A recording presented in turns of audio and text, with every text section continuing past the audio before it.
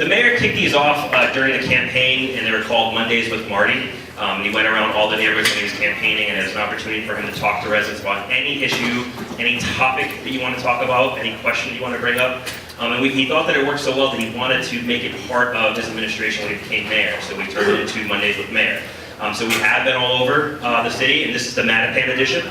So again, thank you for having us here this evening. We had originally, the way it works, that we would have people fill out cards and put their names in a box, and we'd pull a name out, and you come up to one of the mics and ask a question, and it's your opportunity to have a conversation with the mayor. So without further ado, I want to turn it over to Mayor Walsh.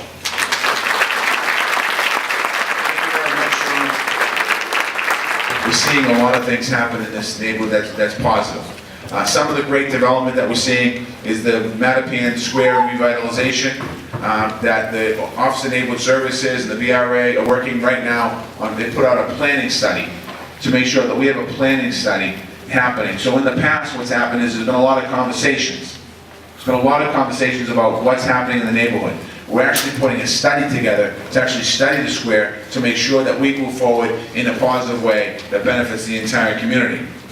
The Cody Ford building, a letter of intent was filed, and I know that the community is excited to see something happen to a vacant lot. We're down that process, we're moving down the road, so this is nothing new that most of you in this room don't know, but we're working on that. Our Public Works Department has done many maintenance projects in the area of Mattapan. The Mattapan Streetscape Improvement Project, the state allocated $500,000. We're going to make sure, working with our elected officials, as they fight for money, we're going to make sure we maximize the amount of money that comes into the neighborhood and how we spend it to make sure that people come into a square and see something that's very, very positive. Snow removal. Last year, we know we had a big issue around snow removal, and we did the best we could under the circumstances of getting roughly 8 feet of snow in 3 weeks. And one of the responses that we did this year was we looked at, 2 years ago when I took over as mayor, Michael Dennehy, the Commissioner of Public Works, and myself, we started talking about with Michael Broll, how do we change up the way we deliver snow services?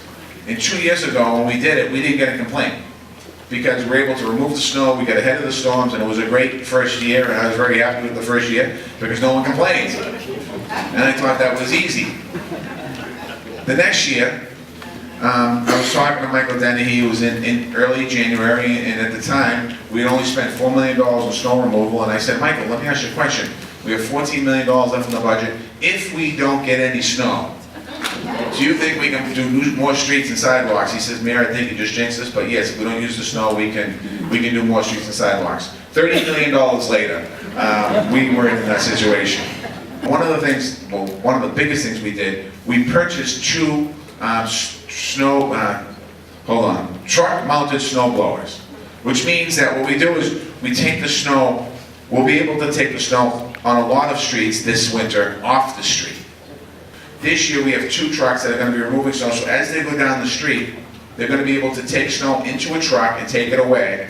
And secondly, if they're going by an open area, open space where there's a park, they can shoot the snow right into the park.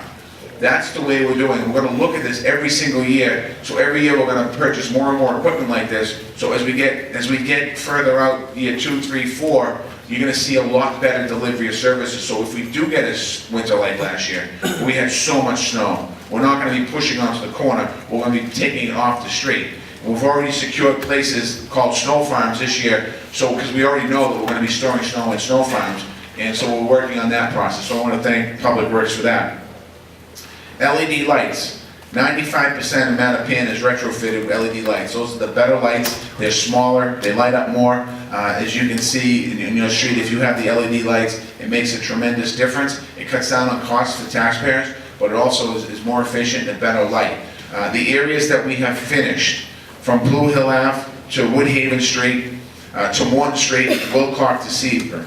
And in 2016, we're going to finish the rest of the neighborhood. So we will have 100% of LED lights in the community by the spring, I think it's the spring, am I right? By the spring of 2016. We've repaved more than $400,000 in infrastructure repayment in 2015 in this neighborhood. And we're going to be resurfacing, we're tentatively having a schedule for 2016, which we will let every community organization know about what the repaving of the streets are going to be for next year, and also working on the sidewalks. And we're also working with the utility companies on making sure that when we do a brand new street over, that 6 months later, people aren't out ripping up the street. So we're working, trying to coordinate a better service. There's a program that Transportation and Public Works have done. They're working on that, but we won't even go a step further, making sure that if we're gonna open up a street, if for water and sewer or for whatever it might be, that people come and make sure they do all the work there, so we're not have a beautiful street and then all of a sudden it's being ripped up. We're also investing in transportation projects. The parking lot at 451 River Street and Fairway Street, the reconstruction of that parking lot is going to be in 2016.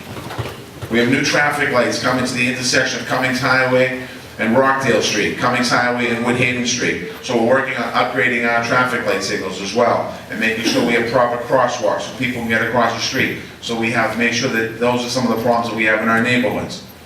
We also, the Blue Hill Ave Cummings Highway commuter rail station is approaching a 10% design. Construction is going to begin in late 2016. That's not necessarily a city project, but we're working with the elected officials, with Russell and other elected officials to make sure, and Linda, to make sure that happens, and Danny and Timmy. So we're going to make sure that we're on the same page. As I said earlier, this isn't a state versus city thing. We're all in this together.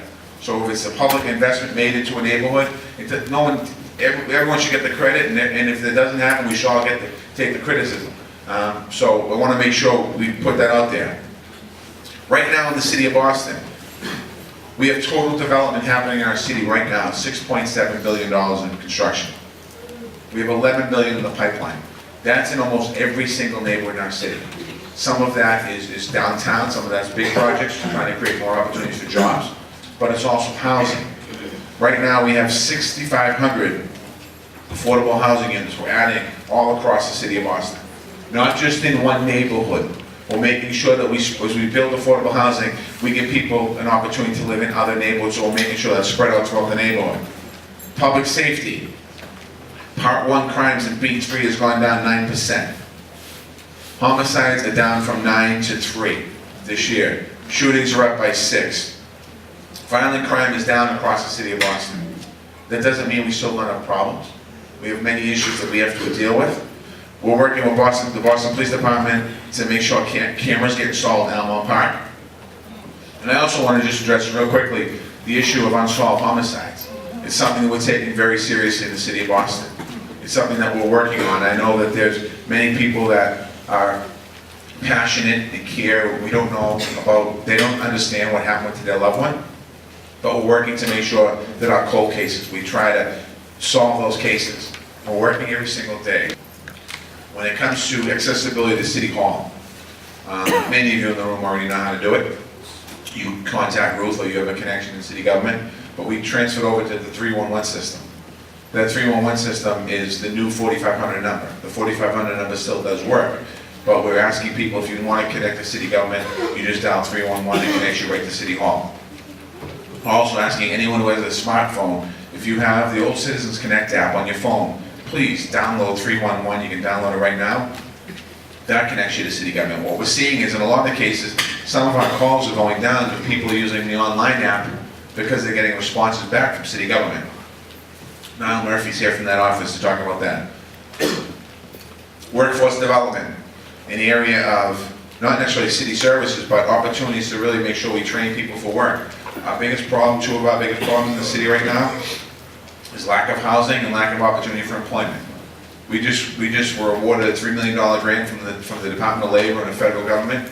So we're working on programs to train people for jobs. We're partnering up with the building trades, the hotel workers, and many other organizations to make sure that there's good jobs at the end of those trainings. So we're working on that. We're also working with minority-owned businesses in developing strategies to better connect to city contracts. Last thing I want to talk about real quick, and then we'll open up for questions, is one of the things that we looked at when 2 years ago when I got sworn in as mayor in the city.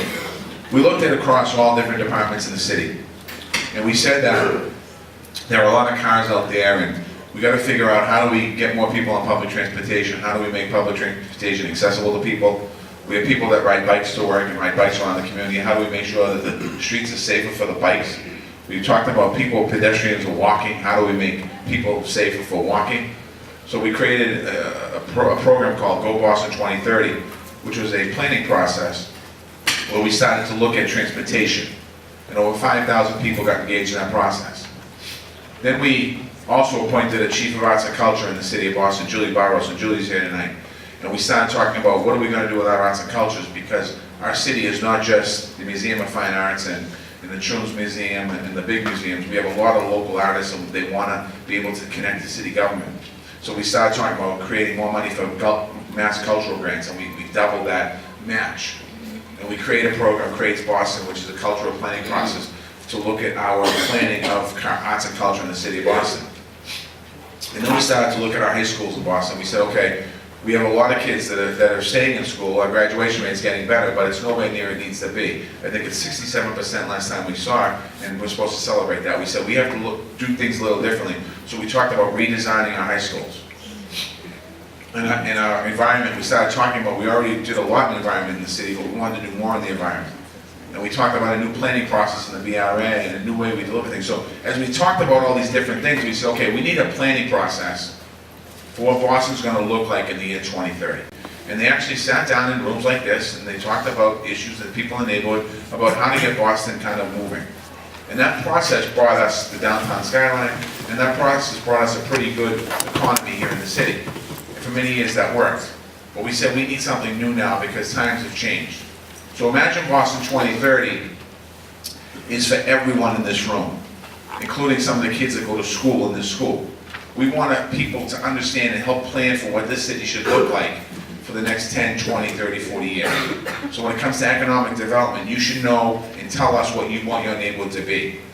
When it comes to transportation and other things. So as we move down this road, this isn't going to be a process where the people are going to come to a hall like this and sit on a stage and listen to people talk about what they want to see in the neighborhood. We're actually going to have you engaged in a process to be talking about your neighborhood. And I want to thank you all for being here tonight. I want to thank everyone in Mattapan. I can say this, last thing I'll say.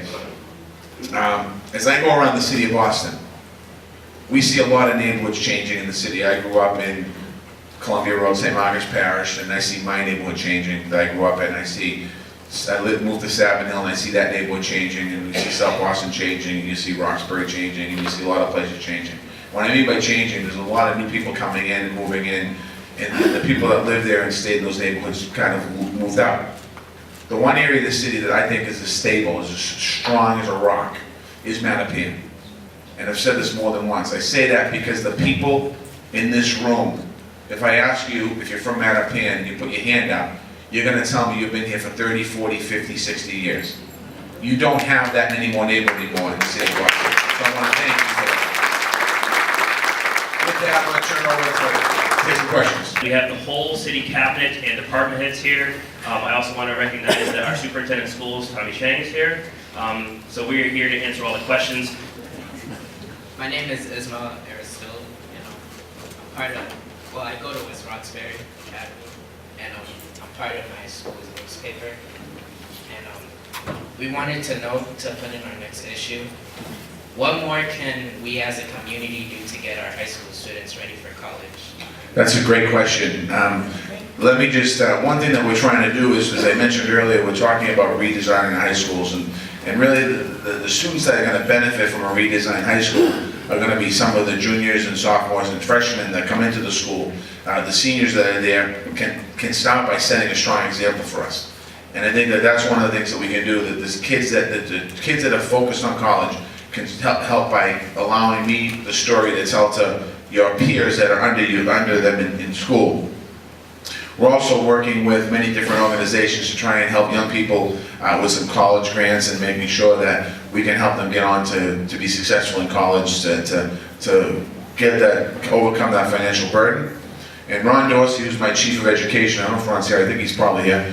We're working with Ron, and we're going to work with some of the other colleges in the Boston and greater Boston area so they can offer more opportunities for kids in our city to get a chance to go to some of the colleges that we hear about every single day. The second question is, what is your vision on a cutting-edge 21st century modern high school? Ooh, 21st century modern high school, that's a great question. I think that in the 70s in our city, in the 80s, a lot of money was cut out of sports programs. a lot of money was cut out of arts programs, a lot of money was cut out of extracurricular activities. I think a cutting-edge high school in the city of Boston in the 21st century should be a modern school, teaching STEM, teaching opportunities for the future, helping young people when they graduate high school, that they're on a pathway to college or a pathway to a career. And I think that that's the most important thing. And I also think we have to look at some of the programs we have in our school to make sure that we bring some more arts and culture back into our school to allow young people the opportunity to express themselves in a positive manner. And I also think we have to look at our support program to give young people, not just the people that make the team, but also intramurals, to make sure we have a strong intramural program so people have an ability for physical fitness. A couple more questions, then we'll open for everybody. 2 more questions. He's dominating this whole thing right now. I'm also part of the youth venture program that's featured. So the first question is, what are your thoughts on a youth-led business? I think a youth-led business would be awesome, and there's a few right now in our city. At the Burke High School, we have an incubator over there where young people are entrepreneurs and they have businesses. And I was over there for an event at the end of last school year where we had companies, young people's companies that were actually selling things that were trying to, there was an incubator space. They were all high school kids, so it was a great opportunity for young people to understand what entrepreneurship is all about and also get tied into understand what a business is all about. We're doing that right now. We're not reading about the paper because they won't write that in the paper, but if you go to the Burke High School, we have some great stuff happening in our schools. My name is Shira Shields, and I am here with the woman survivor of homicide with my nephew Jordan that has lost his life in Mattapan. I guess my question was, what are the current gun laws to this state? Like, I believe it's like a year and a day for first offenders or something like that. I'm not sure, but I think it needs to be tougher gun laws. I think that we should make a statement. If you are caught with a gun, it should be a mandatory 3 years. It should be mandatory counseling for the families depending on the offender's age, for the whole family, not just for the offender, because I think that a lot of this starts from home. A lot of parents are young. A lot of parents are still turning up in a club. I think that when a kid is offending violently, the whole family should be involved. And Thank you, Sharon. Thank you. I'm sorry for your loss. Thank you for your question and comment. Let me just start by saying, I start my morning every morning with a call from Commissioner Evans, and when Commissioner Evans is out of town, Chief Gross. And we talk about what happened in the city of Boston the night before. This year, unfortunately, a lot of the calls were started that we had either a shooting or a couple shootings last night. Our homicides this year are 33, which is lower than this time last year. One is too many, but we have far too many shootings going on in our city of Boston. What we did last year was we had what was called the first ever gun summit, where I convened mayors from around New England to talk about the issue of guns coming into Massachusetts and coming, more importantly, into Boston right now as a mayor, to talk about how do we stop that. This year we had our second gun summit, and the concerns were coming from the guns coming from up the north into Boston, and the concerns for the mayors in the north, when I say the north, outside of New Hampshire, Vermont, and Maine, their concern was drugs going up there, and the switch of drugs and guns. And we talked about how do we make it harder for people to get their hands on guns, because too many of our young kids I've gotten too many phone calls where somebody has been killed by a gun, whether it's been caught in the crossfire, and I've had to call and visit too many mothers as mayor of the city of Boston to go and talk, sit in the living room and talk about their son. And the latest was last week, where a young man was gunned down in front of a bar in Boston, and he was an innocent bystander. Just a brutal situation. Our gun laws in Massachusetts are tough. What we need is to strengthen them. I think the legislature is actually strengthening something. I think they're going to be strengthening something in the next couple of weeks on the gun laws. But honestly, what we need, everyone in this room needs to contact the federal government. We need national gun legislation. The president called for it last night on TV in certain cases, but we need the Congress to address this issue because too many guns are getting in the hands of too many people that shouldn't have them. And I think that until we get national gun legislation, we have some of the toughest gun laws in Massachusetts. 30% of our street guns, 30% of our street guns come from Massachusetts. 70% come from outside of Boston, outside of Massachusetts. So our problem is really a national problem. And we'll continue to work, and I agree with you, I think we have to do more counseling. I think mandatory minimums, that's one. I believe the cases, and somebody correct me if I'm wrong, I think if you're caught with a gun, it's a mandatory year in jail, year and a day. And if you're caught with a gun and ammunition in it, it's 2 years. So, but there's no counseling, so we have to do some more work on it. Yeah, and about that, year and a day, these kids, when they hear that, yeah, they do that on their head. There's nothing to, thwart them for not doing nothing. I mean, for not pulling the trigger. That's what I'm saying. That's why we have to do a lot more work around national gun legislation. But in saying that, we can't sit by and just expect that the kids in the street that have the guns are going to stop, put the guns down.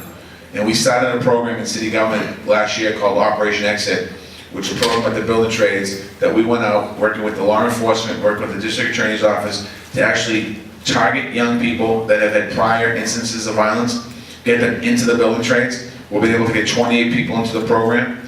With this grant from the Department of Labor, we're going to be able to extend that, where we actually are taking kids off the street that were involved in activity and get them into a productive way of life. So we're going to continue to do that. The issue is that the shooting that happened last week in Boston, we're not talking about kids, these are grown men.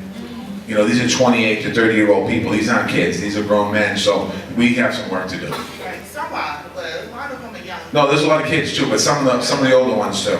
But we're working on it, thank you. As far as addressing public safety and some preventative measures, I thought about having a conversation, the city of Boston, the mayor, with the insurance companies to install exterior, to have homeowners actually install exterior cameras on their homes. And I know a lot of folks already have them, but these cameras would be regulated in such a way that they would be able to look outside of just the perimeter of their homes and into the streets. And the reason that I was thinking that this might help to solve some of those crimes is because if they were to get these cameras and say that the insurance companies were involved in this whole, trying to make our cities safe, that there would be some type of kickback to having this, because you would be able to submit tape or some of the whatever you see on this to the police to help solve these crimes. Not only that, I was thinking that it would also help maybe deter some of the activity that goes on if they knew that there were cameras in the area. I thought that, I know that when you have surveillance or home monitoring system in your house, the insurance company does give you a discount for having that. You present your certificate, they give you a discount on your homeowner's insurance. So I thought that if we had, if there was exterior cameras and when there were crimes being committed and folks could submit that, that it would also help with solving some of these unsolved crimes. Because, a lot of folks aren't going to call, even if they saw the crime, because they're afraid of retribution. They're afraid that, someone's going to know I called. But if everybody, homeowners, had these cameras, I think that it would be different. These are just my thoughts. No, it's a great idea. Some people do have cameras on their homes. They install them themselves. Some businesses have cameras on as well, and when the police are able to solve some crimes that way and solve some shootings in particular that way. But it's something that we'll definitely follow up with you on too, because I think it would be important if we could, Robbie Gonzalez was going to give you his card. Would love to talk about that. That's a great idea. And I think if they would do something like that, it'll be helpful. And I think you're right. If you can post, years ago when people used to hang in front of your porch, you'd post a no trespassing sign, and that worked. Now if we could post something, this property or this street's being under surveillance, that would help. Absolutely. Thank you. And just a quick note about the security cameras. There's a company called Lorex, and you can purchase this a package tailored to your home, and you don't have to pay an extra carry for monitoring system. And the Boston Police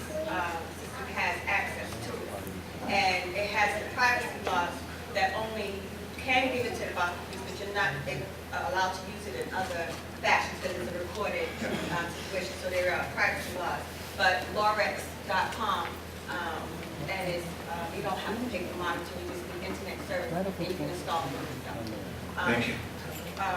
My question, we just started a group called the Harvard Bernard Talbot Triangle. I mean, just had one meeting.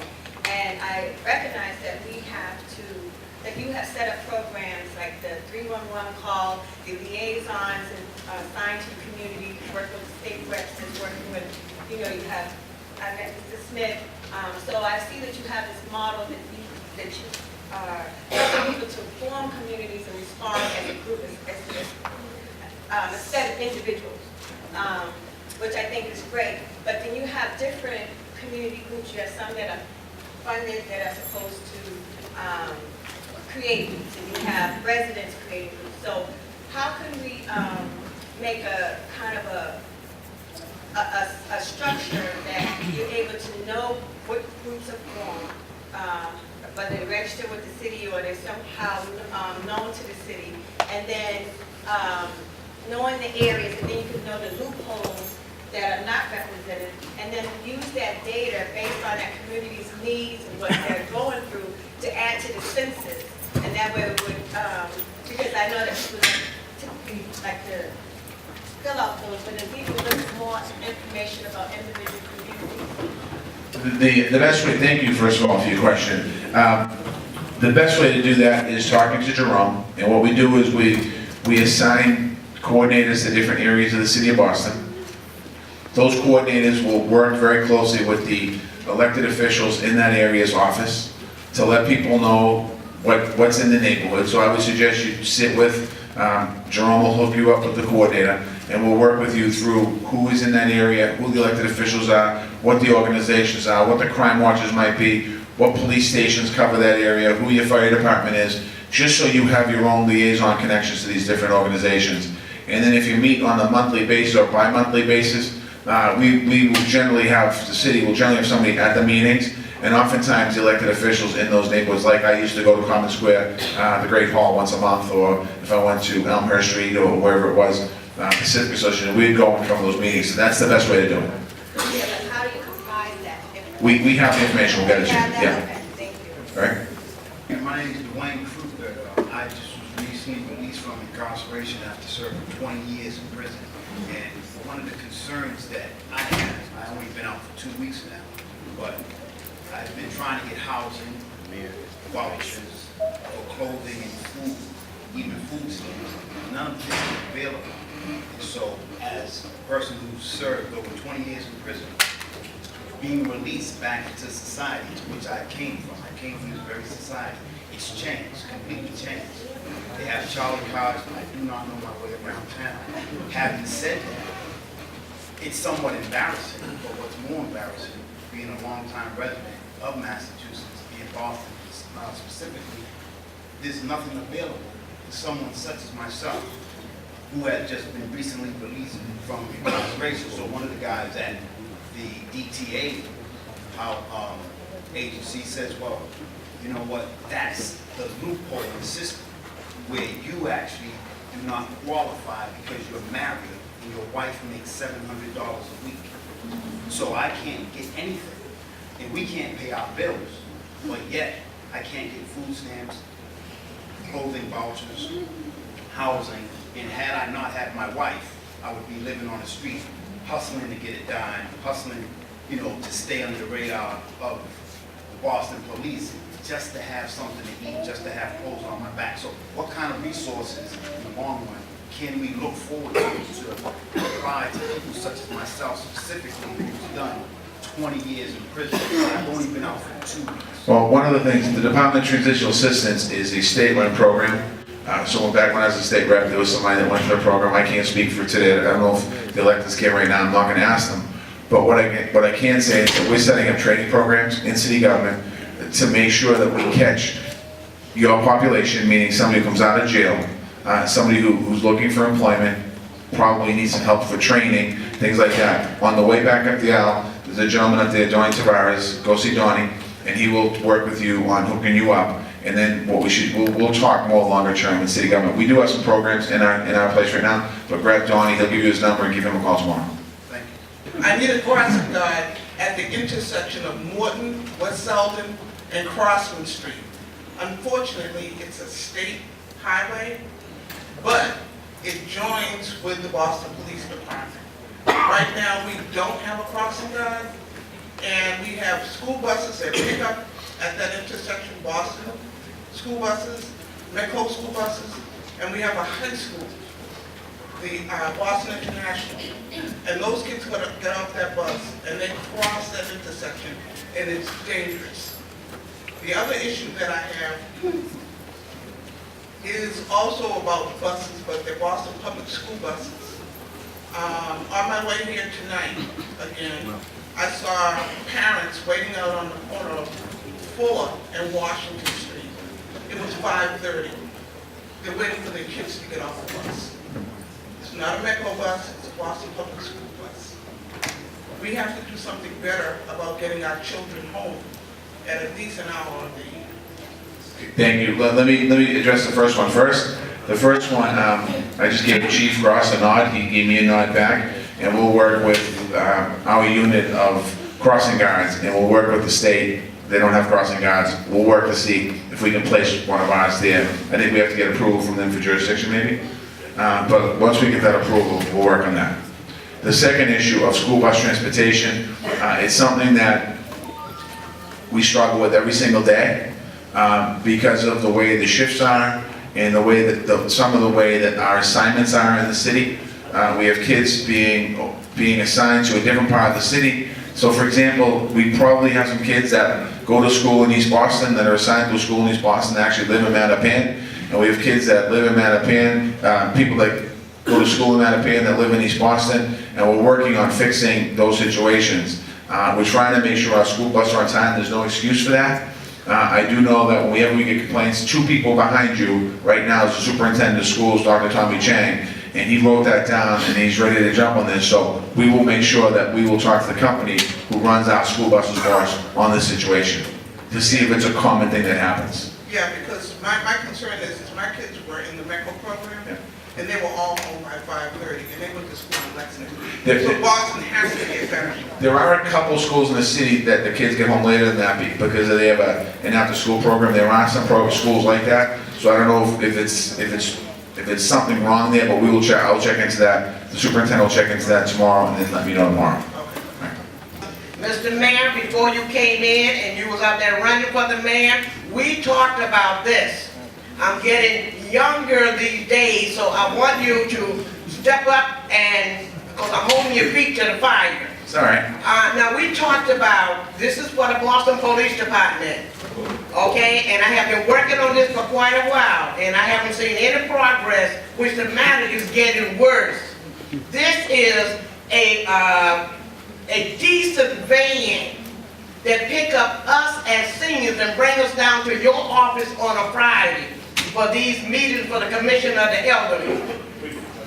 Oh, you need a new van? A couple new vans? We need a couple of new vans and maybe need a couple of new cars. Hey, Sweeney, you hear that? Right, I'll keep going. You got the CFO of the city sitting in the second row. Right now, he's sweating. Okay, well, CSO, I want to see you do before I leave. Yeah, I would like for you to see in what you do because we use those vans to come down to be involved in what you have going at City Hall. Let me just address the issue, not just of the vans, but of all of our equipment. What we're trying to do is we're really looking at an investment in our city in our capital buildings that we own, as well as all of the equipment we have.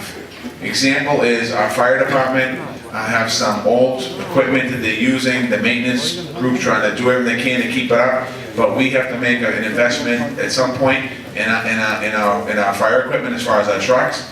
We're looking at all of our vans that we own, the Elderly Commission van. I think we bought a new van last year. I'm pretty sure we bought a new van in the budget last year. Did we? We have 4 new vans, the Elderly Commission. So we're working on that. We're working going through everything to get everything on a maintenance schedule so that we're not running them into the ground and then buying something new. We're trying to get on a better system so that as the vans get old and tired, we'll replace them in the budget. So there's a bunch of things like that that we're working on. Not just the police vans, but everything. So we have work to do there, there's no question about it, but I will look specifically into the police vans, but we are getting our things that we own, our assets we own, on a better way of repairing them and fixing them, including the buildings. The one thing, and I know that there's some other questions that have to be answered and asked, and I know that some people gave some ideas tonight. As you're leaving tonight, before you leave tonight, if anyone has transportation issues, could some of the transportation people just stand up for a minute, just so you'll know? So transportation issues, we have some transportation people. We have transportation people. Public Works, any Public Works people in the room? Public Works. Yeah, there's a recycling question for Public Works. Recycling, okay. Inspectional Services. We have 2 people from Inspectional Services. Energy and Environment. Energy and Environment's here. Parks and Recreation. Anyone from Parks and Recreation? Parks and Recreation. BRA. Anyone? We have some BRA folks here. If you could just stand up for a minute, just so everyone sees. If you have any BRA questions, here. Water and sewer. Any water and sewer questions? We have water and sewer here. Public Works questions. Public health. Sorry, public health questions. If you have any public health questions, if you have any crazy ideas or great ideas or innovative ideas, the urban mechanics are here. Okay? If you have housing issues, we have housing issues. EMS here with us tonight. We have the chief of police here tonight and some of the command staff here tonight. Small business. Small business, anybody from small business? We have a couple small business here. One of the new positions in city government, Chief Diversity Officer. If you're looking at employment issues around employment, possibly coming to work for the city, Sean Blue, stand up, Sean. Chief Diversity Officer for the city of Boston. Did I miss? Oh, Economic Development, John Barrows. Where's John? Economic Development, John Barrows. So anything that you have in immigrant issues, no new Bostonians, you have the Office of New Bostonians here. The Elderly Commission is here as well. Women's Advancement is here as well. Emergency Management is here as well. Felix Arroyo, anything on the Health and Human Services. So when you think about homelessness, we have Jim Green here tonight, homelessness. We have Frida also with the Office of President. So we have a whole bunch of people up front here. We have Arts and Culture, we have Julie Barrows here as well, and we have a couple people. So if you have any questions, don't leave here unless you talk. The school questions, we have the commissioner of the superintendent of the Boston Public Schools and the chief of education. So we have everybody here to answer any questions that people might have. You can ask me the question, but often what I'm going to do is pass the question on to somebody else. Grab these people before they leave tonight. I want to thank you all for being here tonight. I want to thank you for coming out. I want to wish everyone in this room a happy holiday season. Whatever you celebrate, enjoy it, and thank you very much. I'm going to see a lot of you anyway over the next 3 weeks. Thank you.